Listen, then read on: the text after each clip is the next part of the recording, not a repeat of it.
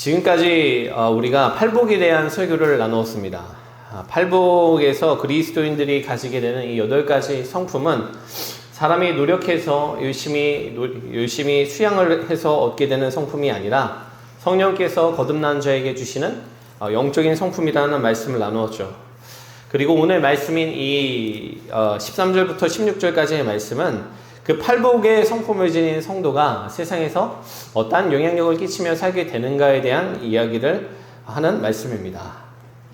그런데 오늘 우리가 이 본문을 설명하기에 앞서서 먼저 분명하게 짚고 가야 될 한 가지의 사실이 있습니다. 종종 이 본문을 두고서 우리 그리스도인들이 윤리적이고 도덕적인 노력을 함으로써 빛과 소금이 되어야 된다고 얘기하는 분들을 만날 때가 있습니다. 물론 말 자체는 틀린 말이 아닙니다만 사실 오늘 본문이 이야기하는 건 너희가 노력해서 소금과 빛이 되어야 된다는 뉘앙스의 이야기하는 상당히 거리가 있습니다. 왜냐하면 지금 예수님이 하신 말씀을 우리가 보면 너희는 이미 세상의 소금이고 너희는 이미 세상의 빛이라고 이미 이루어진 일에 대해서 말씀하고 계시기 때문입니다. 여러분, 노력해서 빛이 되어야 된다, 소금이 되어야 된다라고 말씀하신 것이 아니라 주님은 이것이 이미 너희에게 이루어진 일이라고 말씀하셨다라는 거예요. 다시 말해서 참된 그리스도인은 이 세상을 소금으로서 빛으로 살아갈 수밖에 없고 그것이 어떠한 식으로든지 간에 드러날 수밖에 없음을 예수님께서 말씀하고 계신 것입니다. 여러분, 그렇다면 먼저 본문이 얘기하는 이 소금은 어떤 의미일까요? 소금이란 고대 사회로부터 지금에 이르기까지 인간 사회에서 없어서는 안 될 매우 중요한 요소였습니다. 현대인들에게 소금은 주로 맛을 내는 조미료에 불과합니다만 사실 고대 사람들에게 있어서는 소금은 고기나 생선의 부패를 막는 중요한 역할을, 방부제 역할을 하는, 보존제 역할을 하는 매우 중요한 어떤 수단이었죠. 그래서 여러분, 스페인의 이 대표적인 그 전통 음식 중에 하나가 이제 하몽이라는 게 있거든요. 돼지 뒷다리를 갖다가 통째로 소금에 절여서 3, 4년 동안 건조하고 숙성시켜서 만드는 요리입니다. 그런데 이제 그걸 만들 때 제일 먼저 하는 작업 중에 하나가 무엇이냐면 이 돼지 뒷다리를 엄청난 양의 소금으로 덮어버리는 거예요. 그러면 그 고기 안에 있는 모든 수분이 다 빠져나오고 소금의 성분이 고기 속을 꽉 채우게 되면서 그때부터 세균의 번식을 차단하게 됩니다. 그래서 결과적으로 만약에 자연적인 상태 그대로 놔두었으면 하루 이틀 만에 그냥 썩어버릴 그 고기가 몇 년이 지나도 썩지 않고 깊은 풍미를 이렇게 내는 고급 요리가 되게 된다는 거거든요. 여러분, 옛날부터 이 소금의 강력한 부패 방지 기능을 알았던 사람들이 이러한 어떤 전통 요리를 만들어 내더라는 것입니다. 그래서 우리나라만 하더라도 왜 염장 음식 같은 게 있잖아요.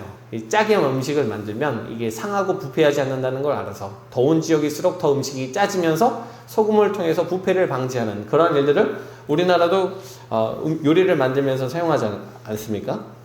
그런데 예수님이 지금 뭐라고 우리에게 말씀하시냐면 너희가 세상의 소금이라고 말씀하시더라는 거예요. 다시 말해서 이 죄와 이 사람들의 악으로 말미암아 부패하고 타락하고 오염되어 가고 있는 이 세상의 그 변질을 막는 영적인 소금이 너희 성도들이라고. 여러분, 우리가 살아가는 세상 가운데서 이 세상의 부패를 막을 수 있는 유일한 그 대상이 바로 너희라고 주님께서는 말씀하시더라는 거예요. 이 기술이 발전하고 과학이 발전한다고 해서 인류 문명이 발전하는 게 아닙니다. 지식은 최고조로 발전한 요즘날 시대에 이제 남자와 여자의 두 개의 성만 있다고 말하면 그것이 잘못인 시대가 되었습니다. 만삭의 아이를 죽여도 그것이 사람이 가진 권한이라고 말하면서 도리어 합법화하려고 하는 시대입니다. 결혼 생활에 충실하지 않고 자유롭게 자유부인 자유남성의 삶을 살아가는 것이 마치 세련된 것처럼 포장하는 시대입니다. 제가 몇 가지의 예시를 들었지만 핵심은 우리가 살아가는 세상에 윤리적이고 도덕적이고 영적인 부패가 너무나도 심각하다는 거예요. 그런데 오늘 예수님께서는 너희가 세상의 소금이라고, 다시 말해서 예수를 믿고 성령 안에서 거듭나 새로운 본성과 새로운 성품을 부여받은 너희들은 세상의 부패를 막는 거룩한 영향력을 끼치면서 살게 될 것이라고 말씀하시더라는 거예요. 여러분, 이것은 단순히 기독교인들이 어떤 정치 사회 운동에 참여해서 목소리를 내는 것을 넘어서 기독교인들이 예수님을 닮아가고 거룩하고 성결한 삶을 살아가면서 죄를 죄라고 말할 때 그 일을 통하여 사회가 타락하는 것이 억제되고 악을 향해 치닫게 되는 것을 막게 된다는 이야기를 이 말씀을 통해 하고 계시더라는 거예요. 실제로 이 초대교회 성도들이 살았던 그 로마의 당시 시대에는요, 영아 유기 및 살해가 만연했습니다. 갓 태어난 이 아이들을 갖다가 길가나 골짜기에 버리고 가는 것은 범죄가 아니라 그 가부장이 가지고 있는, 그 집안의 남성이 가지고 있는 권한으로 이해가 되었습니다. 아이가 기형이거나 너무 약하거나 가난하여 키울 이유가 없다는 이유로 아기들이 집 밖과 길거리, 쓰레기장 다리 밑에 버려졌고, 그것이 악한 사람들의 일부의 행동이 아니라 아주 평범한 사람들도 그것을 당연하게 여기면서 살았단 말이에요. 여러분, 이게 왜 그러냐면 당시의 문화와 세계관이 그랬기 때문에 그렇습니다. 세네카라고 하는 로마의 대표적인 스토아 철학자가 있거든요. 그런데 이 사람은요, 황제의 교육을 담당했던 사람이고 제국의 국정을 전권을 쥐고서 운영했던 최고의 정치가이자 학자였던 사람입니다. 그런데 이 사람이요, 자기의 책에서 뭐라고 얘기를 하냐면, 약하거나 비정상적인 아이를 죽이는 일은 분노해서 그런 일을 벌이는 것이 아니라 건전한 것과 쓸모없는 것들을 분리하기 위한 이성적 판단의 결과라고 얘기를 합니다.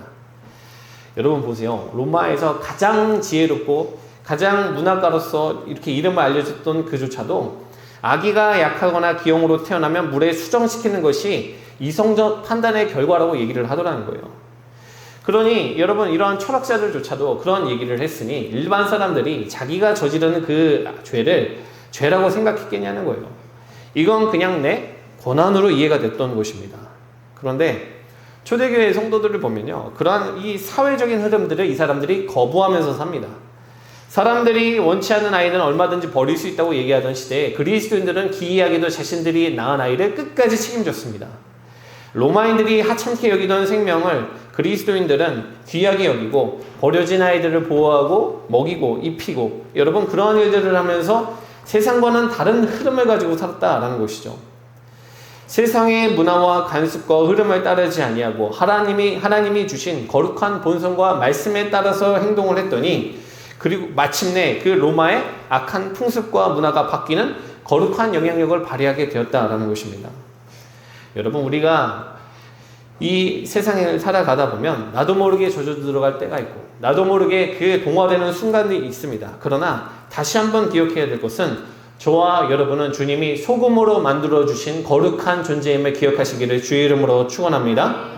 여러분, 성도가요, 세상의 소금으로서 맛을 상실하게 되면 여러분 참 비참해지게 됩니다. 소금이 오늘 말씀에서 맛을 잃어버리면 버려져서 사람들에게 짓밟힐 뿐이라고 예수님께서 말씀하시거든요.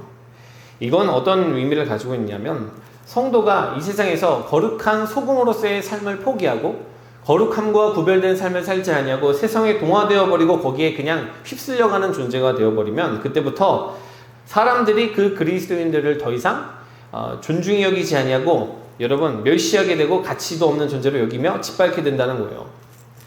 참 희한한 게 무엇이냐면, 세상 사람들이요, 그리스도인들을 자기와 다르다는 점 때문에 핍박합니다. 지난주에 얘기했듯이 이 그리스도로부터 부여받은 이 위를 어떻게든 지키려고 분투할 때, 너 혼자만 위로운 척 하냐고, 너만 교회 다니냐고, 너만 스스로 위롭냐고 얘기를 하면서 우리가 우리가 이런 살아가는 방식에 너 또한 함께 동참하라고 이야기하면서 박해를 한다는 것이죠. 그런데 웃긴 게 뭐냐면, 그래서 우리가 그 세상과 구별되는 것을 포기하고서 그들 중에 하나가 되면 뭐라고 얘기하냐면, 너도 우리랑 다를 바가 하나도 없구나 라고 말을 합니다. 그럴 바에는 교회를 왜 다니냐고, 왜 신앙생활을 하냐고 말하면서 조롱을 하게 된다는 것이죠. 여러분, 그래서 저는 개인적으로 교회가 거룩함과 구별됨을 포기하고 교회가 사람들에게 무신론자들에게 다가가기 위해서, 대화하기 위해서 말씀을 포기하고 구별됨을 포기하는 모든 시도들은 다 실패할 것이라고 생각을 합니다. 실제로 2010년도 초반에 이 미국에서 어떠한 그런 운동이 있었냐면, 교회에서 열린교회 교회에서 인기를 끌어보려고 맥주를 이제 주고 이제 공연장처럼 만들어 놓고 조명도 화려하게 만들어 보면서 이 무신론자들이 교회에 편안하게 만들어 보려고 노력했던 몇몇 개의 교회들이 있었어요. 그래서 실제로 제가 그때 영상을 봤던 기억이 나는데, 한쪽에서는 교회에 처음 나온 불신자들이 맥주잔을 들고서 맥주를 홀짝홀짝 마시면서 저쪽에서 사람들이 예배드리고 있는 것을 보는 거예요. 그러면서 인터뷰하기로는 교회가 이렇게 멋있는 공간인 줄 몰랐다고, 이렇게 핫한 공간인 줄 몰랐다고 얘기하면서 이제 교회를 칭찬하더라고요. 여러분, 그런데요, 몇 년 못 가서 그런 움직임들이 모두 사그라들고 말았습니다. 교회들이 다 약해지고 말았어요. 왜 그렇습니까? 교회가 우리도 당신들처럼 세상 문화를 즐기는 평범한 사람들인 것을 그들에게 말하는 것에는 성공했습니다. 그런데 그 사람들에게 내가 그렇다면 왜 나와 똑같은 사람의 모임에 굳이 참여해야 되는지에 대해서는 설득하는데 실패했기 때문입니다. 그렇잖아요. 나랑 똑같은 집단에 굳이 내가 참여해야 될 이유가 무엇입니까? 구별되지도 않고 나랑 똑같이 세상적인 흐름 가운데 빠져서 나와 다를 바 없어 보이는 그 집단에게 내가 헌신하고 그들 중에 하나가 되어야 될 이유가 무엇인가? 여러분 보세요. 결국에는요, 사람들이 소금을 찾는 이유는 그 짠맛 때문입니다. 그 짠맛 때문에 눈살을 찌푸리고 왜 이렇게 짜라고 하지만 그 짠 성분이 사람들이 소금을 소금되게 만들고 소금을 찾게 만드는 이유거든요. 그런데 아까도 말했듯이 주님은 우리가 세상의 이러한 영적인 소금이라고 말씀하시더라. 여러분, 우리가 가끔은 소금인 것을 잊고 살아갈 때도 있고 우리의 맛을 상실하고 살아가는 순간도 있지만, 그럼에도 불구하고 나를 소금 만들어 주셨다는 사실을 기억하고 거룩한 영향력을 발휘하기 위해서 다시 한번 기도하고 성령 충만함으로 무장하는 사람들이 우리 사랑하는 모든 성도님들의 심령들 되시기를 주의 이름으로 축원합니다. 여러분, 두 번째로 주님은 우리의 빛이 사람들에게 비추이길 원한다고 말씀하셨는데, 여러분 그렇다면 여기서 빛이 무엇을 의미할까요? 14절 말씀을 보면 너희는 세상의 빛이라고 산에 있는 동네가 숨겨지지 못할 것이라고 말씀을 하십니다. 그러면서 사람들이 등불을 켜서 말 아래에 두지 아니하고 등경 위에 두나니 이러므로 집안 사람들에게 그 빛이 비치게 되고, 또 너희 빛이 사람에게 비치게 해서 그 빛으로 그 착한 행실로 말미암아 하늘에 계신 너희 아버지께 영광을 올려드리게 만들라는 것이 주님의 이 14절부터 16절까지의 말씀이었거든요. 그런데 여기서 주님이 너희는 세상의 빛이라고 했을 때 이 빛이 도대체 어떠한 의미를 가지고 있냐는 거예요. 여러분, 성경 전체적으로 봤을 때 인간은 빛이 아닙니다. 인간은 어둠이고 인간은 죄악이고 인간은 실패입니다. 그러면 여기서 빛이라고 얘기하는 이유는 무엇인가? 여러분, 요한복음 8장 12절 말씀을 보면 예수님이 자기 자신에 대해서 뭐라고 얘기하시냐면 나는 세상의 빛이라고 말씀을 하시거든요. 그래서 나를 따르는 자는 어둠에 다니지 아니하고 생명의 빛을 얻게 될 것이라고 말씀을 하셨습니다. 다시 말해서 지금 예수님께서 너희는 세상의 빛이라고 말씀하시는 이 말의 의미는 성도가 참빛인 그리스도와 연합함으로 말미암아 예수의 빛을 소유하게 되고 그 빛을 발하면서 살게 된다라는 의미라는 거예요. 내가 예수를 모시고 살아감으로 인하여 내 안에 계시는 예수의 명령과 뜻을 이루며 살아갈 때 우리는 세상의 어두운 빛을 밝히게 되는 빛으로서의 삶을 감당하게 된다. 여러분, 우리가 예수님을 품고 살아가잖아요? 그러면 어두운 세상을 살아가는 이 사람들은 본능적으로 그 사람에게 세상과는 다른 무언가가 있다는 것을 깨닫습니다. 정확하게 그것이 무엇인지는 몰라요. 그러나 이 안에 생명의 빛이 있다는 것을, 그것이 내가 정확하게 예수 그리스도인지는 모르겠지만 이 사람으로 하여금 이 어두운 세상 가운데서 구별되고 다르게 살도록 만드는 무언가가 있다는 것을 사람들이 깨닫게 된다는 거예요.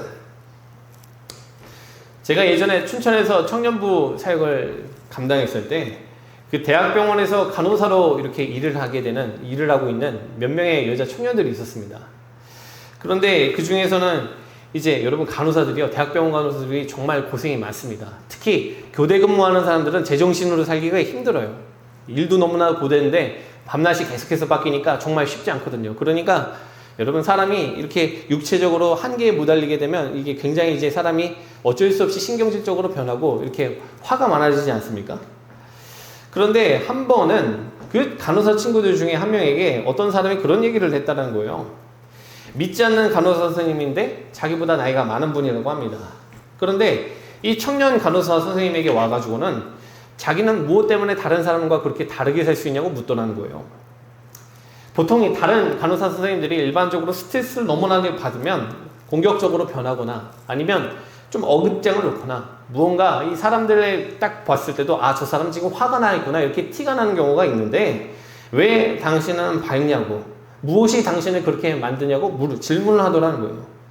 그래서 그 질문을 받았던 친구가 기뻐하면서 이때다 싶어가지고 저는 교회를 다니는 사람입니다 라고 얘기를 했다라는 거예요. 여러분, 예수를 믿는 사람에게는 빛이 있습니다. 어두워져야 되고 낙심하고 절망해야 되는데 그 순간 그 사람을 다르게 살게 만드는 예수의 능력이 그 안에 있습니다. 여러분, 그래서 세상은 예수의 빛을 소유한 사람들을 알아보게 되고 무엇으로 인하여 당신은 그렇게 살 수 있게 됐냐고 살게 되었냐고 묻게 되고 질문을 하게 되더라는 거예요. 여러분, 그러므로 우리는 이 땅 가운데에서 내 안에 계신 예수를 드러내기 위해서 살아가야 되는 존재라는 것을 기억해야 된다. 그런데 과연 우리는 예수의 빛을 다른 이들에게 드러내며 살고 있는가? 오늘 말씀 15절을 보면 이런 구절이 있거든요. 사람이 등불을 켜서 말 아래에 두지 아니하고 등경 위에 두나니 이러므로 집안 모든 사람에게 빛이 느니라. 여기서 이 말이라는 것은 일종의 곡식을 계량할 때 쓰는 바구니를 뜻하는 거거든요. 그런데 보니까 여기서 뭐라고 기록되어 있어요? 사람이 기껏 등불을 켜놓고서 그것을 갖다가 바구니로 덮는다는 거예요. 여러분, 근데 주님은 그렇게 해서는 안 된다고, 등경 위에 두어서 그 등잔 받침대가 놓여져 있는 높은 곳에 두어서 그 빛이 어둠을 밝히게 만들어야 된다고 말씀하시더라는 거예요. 이 본문이 가지고 있는 영적인 의미에 맞춰서 다시 해설해 볼까요? 여러분, 주님이 우리 심령 가운데 오셔서 우리의 구주가 되시고 우리와 하나가 되신 그 이유는 우리가 이 어두운 세상 가운데 주님의 빛을 드러내는 등불이 되기를 원하셔서라는 것입니다. 사람들로 하여금 당신이 가진 그 빛이 무엇인지 나도 궁금하다고 이야기를 듣게 만드시기 위해서라는 거예요. 그런데 어떠한 경우에는 사람들이 내 안에 계신 그리스도를 자랑하고 드러내는 것이 아니라 도리어 숨기려 하고 부끄러워하더라. 왜? 내가 예수 믿는 것을 드러내면 너 그거밖에 못 사는 인간이 어떻게 예수를 믿냐고 비웃음을 당하거나, 혹은 내가 원하는 목표나 내가 원하는 어떤 목적을 이루는데 예수님을 믿는 것을 드러내면 방해가 되기 때문에 내 안에 생명의 빛을 품고도 그것이 드러나지 못하도록 막는 삶을 살 때가 우리 가운데 있더라라는 것입니다. 그런데 예수님이 지금 뭐라고 말씀하세요? 그 뒤에 산 위에 있는 동네가 숨겨지지 못하듯이 우리 안에서 예수님과 연합되어서 하나 된 성도의 삶에는 주님이 가리워지고 드러나지 않는 것은 불가능하다고 말씀하시더라는 거예요. 여러분, 우리가 한번 말씀을 마무리하면서 우리들 자신에게 질문을 던져봤으면 좋겠습니다. 우리는 과연 산 위의 동네와 같은 삶을 살고 있는가? 그 등잔대 위에 놓여져 있는 등대와도 같이 내 안에 있는 빛이 비추이는 삶을 살고 있는가? 여러분, 이게 참 말은 이렇게 할 수 있어도 쉬운 것이 아닙니다. 아까도 말했듯이 우리는 어떤 존재냐면 주님, 나를 통해서 주님의 빛이 비추어지기를 원합니다. 거룩한 영향력이 드러나기를 원합니다 라고 고백을 하지만 그럼에도 불구하고 우리의 연약함과 죄성으로 인해서 실패할 때가 많고 그 사명을 잊고 살아갈 때가 많기 때문입니다. 그러나 여러분, 그럼에도 불구하고 오늘 주님이 우리를 세상의 소금과 빛으로 선언해 주셨습니다. 이건 무슨 의미냐면 너희가 부족하고 모자라지만 그럼에도 불구하고 우리가 그러한 삶을 살 수 있도록 우리를 떠나지 아니하신다는 것이거든요. 여러분, 그러므로 때로는 실패하고 무너지더라도 우리를 세상의 소금이요 빛이라고 선언해 주시고 그러한 삶을 살도록 능력 주시는 우리 주님의 손을 더욱더 굳게 붙잡고 주님이 원하시는 삶을 살기 위해서 분투하는 사람들이 우리 사랑하는 모든 가산감리교회 성도님들의 심령과 삶이 되시는 은혜가 있으시기를 이 시간 주의 이름으로 축원합니다.